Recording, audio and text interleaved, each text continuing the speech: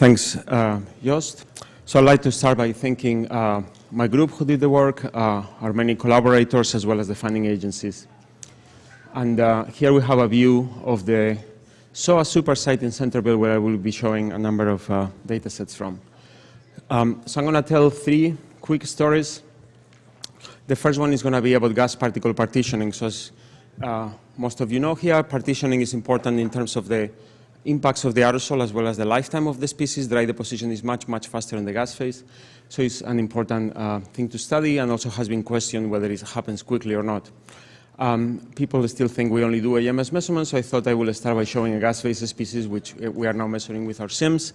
This is pinic acid, which is often used as an aerosol tracer, but in this case there is a lot of it in the gas phase, showing a strong diurnal cycle, production during the day, lower concentrations at night.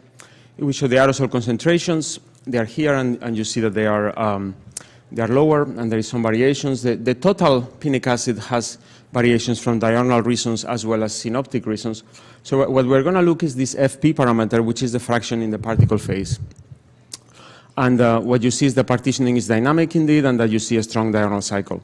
So we're going to focus on that diurnal cycle. If we average that period shown here, and you see it's actually quite dramatic.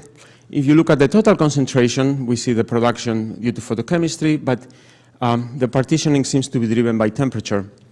And this is now the temperature profile, and you see it's strongly anti-correlated with the partitioning observed. And you see during this period, the total concentration is constant, the chemistry hasn't kicked in yet the partitioning is changing dramatically, and is in response to temperature. Here, temperature reaches a peak, and partitioning quickly follows. So we see, and this is a model prediction, the vapor pressures are uncertain, but what's important is the timing and the magnitude of the changes predicted from absorptive partitioning are consistent with what's observed. So this is responding very quickly. It's the second field study where we see the same thing. Many species respond very quickly to temperature. And this is despite the particles being bouncy. There were 2 measurements of bounce. They were bouncing, but yet they were still partitioning fine. We were lucky in SOAS to have the first measurements of the first intercomparison of gas particle partitioning, and this is shown in a poster by Sam Thompson this afternoon from my group. And what I'm going to show 3 different species that were in common between our acetate SIMS, the iodine SIMS from Joe Thornton, and the tag from Alan Goldstein. And we see here this is pinonic acid.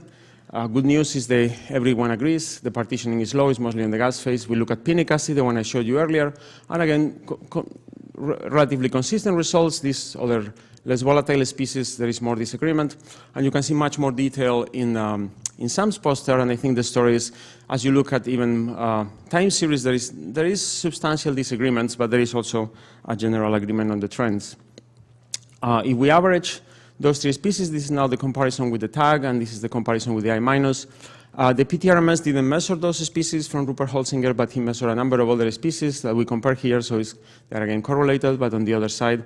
And I would say this is encouraging results for what's a very difficult measurement for several reasons. The main one is all of these techniques rely on heating the aerosol and measure gas phase species during the measurement, and in doing so they are probably decomposing oligomers, but the amount, time, conditions, surfaces that the heating is occurring is probably leading to different decomposition of oligomers. The other issue is that we may not be always measuring the same species. So for example, in the SIMSes, we see the same molecular formula, but the I- and the acetate may not be sensitive to the same techniques, to the same molecules.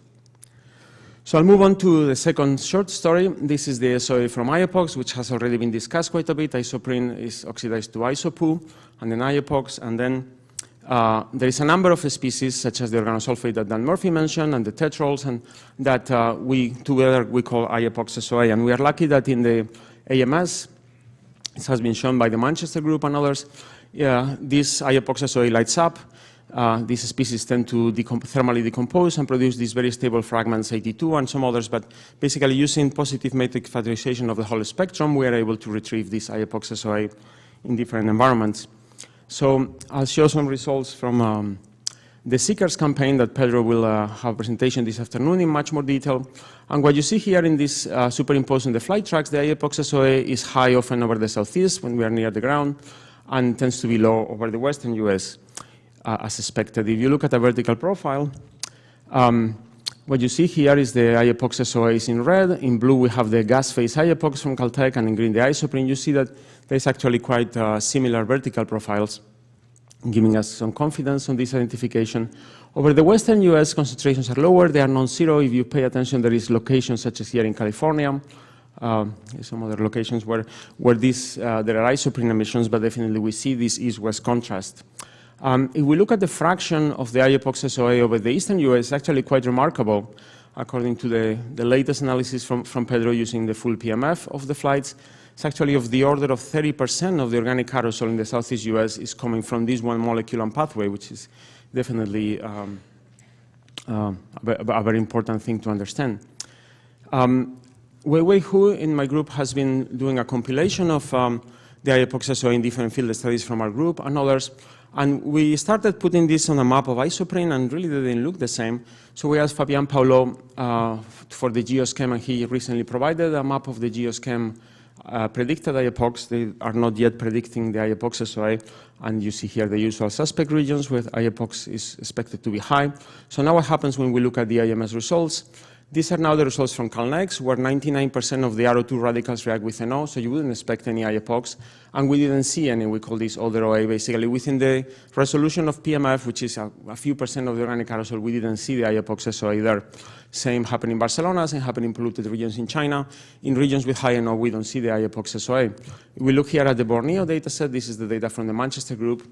It's an IEPOX hotspot, and indeed we see the high fraction of the IEPOX-SOA, and locations in the Amazon over the southeast.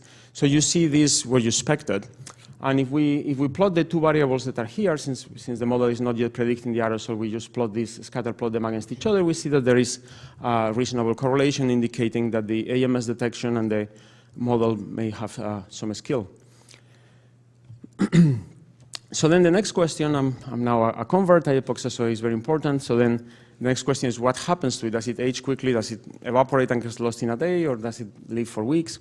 So we've looked at this in a couple of ways. And this is important because, let's say, these are the results from SOAS, from the ground side. And then if some of this IEPOX-SOA ages in a way that in which the spectrum no longer looks the same to us, then maybe more of this carbon comes from IEPOX-SOA. And if it ages slowly, then that's not the case. So the first way in which we looked at aging was by looking at OH oxidation. So in this case, we're using this oxidation flow reactor. We're exposing the aerosol to variable levels of OH in real time without an inlet. So this is a cartoon on the process and then analyzing it. And it's important to note that in this reactor, the IEPOX will be chewed up by the OH and doesn't have time to make more IEPOX-SOA.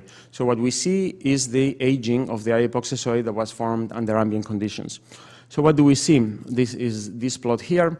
You see that it eventually decays. If you keep increasing the OH exposure in a log scale, it crashes eventually, but the time scale is about a couple of weeks. So these tetrols or these molecules eventually get oxidized by OH, but this appears to happen slowly. And there was a lot of water here, as Anne-Marie explained, so we don't think this is kinetic limitations to uptake, but this is just the reaction is slow. So the other thing we've looked at is evaporation, and as we said, if this IEPOX-SOA is composed of these tetrols, which are semi-volatile, it will spend a lot of time in the gas phase, they will be lost to the ground very efficiently, and that will make the lifetime of IEPOX-SOA very short.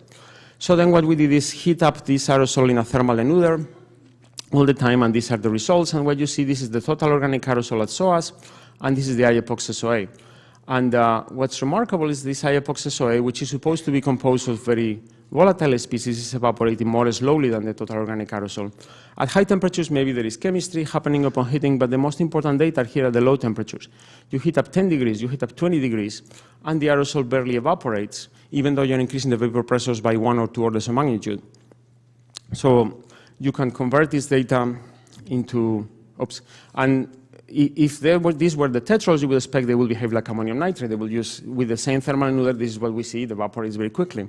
So that's not what we're seeing. You can transform the thermograms into an estimated volatility distribution, shown here for the IEPOX-SOA. If we look at some of the products that have been proposed and detected, for example, in SOAS, the tag results indicate that 25% of the IEPOX-SOA is composed of the tetrols. And these species are very, volatile. And I think the bulk of the SOA instead is consistent with oligomers of this species. That's kind of where the bulk of the material is. So I think we have to be aware that the monomers are there, but what's in the aerosol is most likely to be the oligomers. And that also indicates that the lifetime will be longer because the oligomers won't evaporate and dry deposit quickly. So the last story is another pathway of formation from isoprene. So here we have the low NO pathway making the IEPOX, but what we, as part of the FIXIT study at Caltech, we saw this low volatility species making aerosol, the low volatility species with nitrate SIMS, the same used by Michael N. to look at the alpha-pinene chemistry, and then this with the AMS. And this is an experiment. We started with isopoo, not with isoprene. And you turn the lights on, it decays, IEPOX is formed. When the lights are turned off, these species are constant because they are not lost to the walls. The LVOCs, low volatility species, we see with nitrate SIMS in black do something very different. Aerosol appears, and then they start to crash, even though their production rate is not changing that much. And also when you turn off the lights, they crash further, again indicating that they are being lost to the walls and the aerosol, unlike IEPOX. Jordan Kreckmer has a poster this afternoon where he has built a model as simple as possible with as few free parameters as possible, and he's able to match the observations. I won't explain this in detail, but the important thing is that this will be a relatively small yield from isoprene of the order of a couple of teragrams per year, but this is happening at concentrations of 1 microgram per cubic meter. So this is actually growing nanoparticles through this species, so this can have some importance. And finally, these are results from the same nitrate SIMS at the SOA site, so this is from Paulo Massoli. And what you see here is these are some of the same species we see in the Caltech chamber, and they peak during the day, consistent with the isoprene chemistry. And if we do the simplest model we've done so far, which is to take the isopoo measurements from Caltech and the OH measurements from Bill Brune and calculate the chemical production of these species, and this is what it looks like. So it seems pretty consistent that we're seeing these species in the field, and we're observing them in the lab. And so this is probably an additional pathway that can make SOA from isoprene, not as large, I think, as the IEPOX, but it is not irrelevant. So I will end with my conclusions. Basically, we don't see an evidence of kinetic barriers to partitioning. The intercomparison is promising, but there is a lot of work to be done, and you should go to Sam's poster.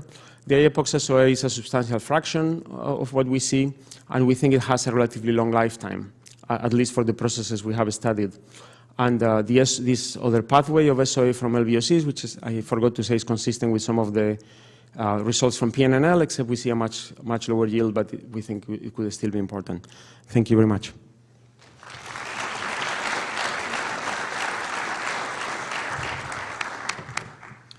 We have time for a few questions. Yes, Ted.